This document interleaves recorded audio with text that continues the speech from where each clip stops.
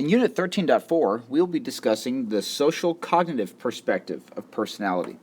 And if you remember from social psych back in August, social cognition emphasizes the interaction of persons and their situations.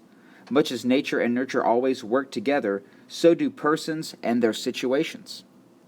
So in other words, it views behavior as influenced by the interaction between persons and their thinking and the social context of which they're in.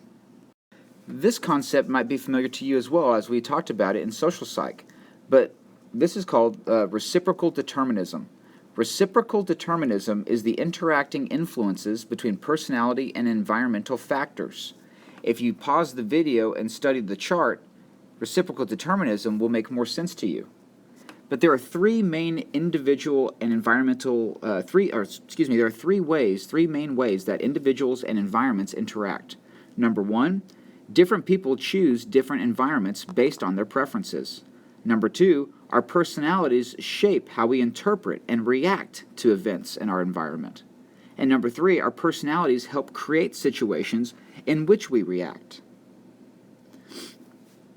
So for example, if let's say you love music, like it's a part of your personality to be outgoing and open and fun-loving, and you love going to concerts. Well, that would be a part of your personality traits.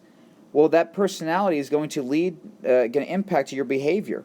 You're going to listen to music. You're going to want to be around music. You're going to be enthusiastic when your friends introduce you to a new band or ask you to go to a concert with them.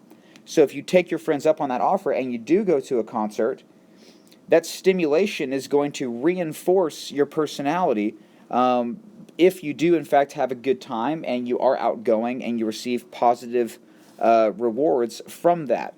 And then that in turn will reinforce your personality, making your outgoingness, your openness, and enthusiasm for music that much stronger.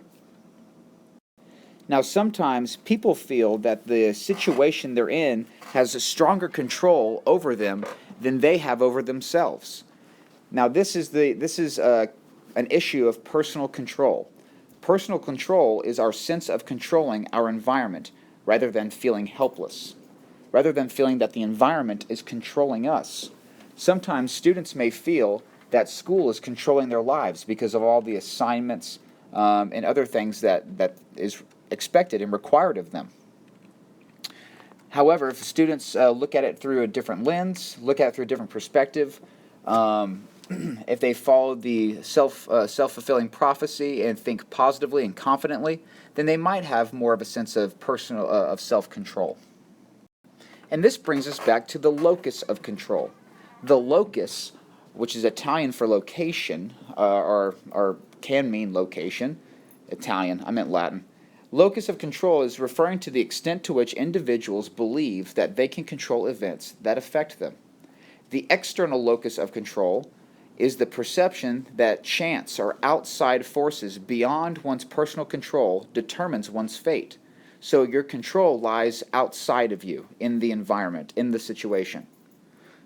But conversely, there's also internal locus of control, where there's a perception that one controls one's own fate. So you have a strong sense of personal control and have a feeling that you can overcome or accomplish anything as long as you put forth the appropriate amount of effort.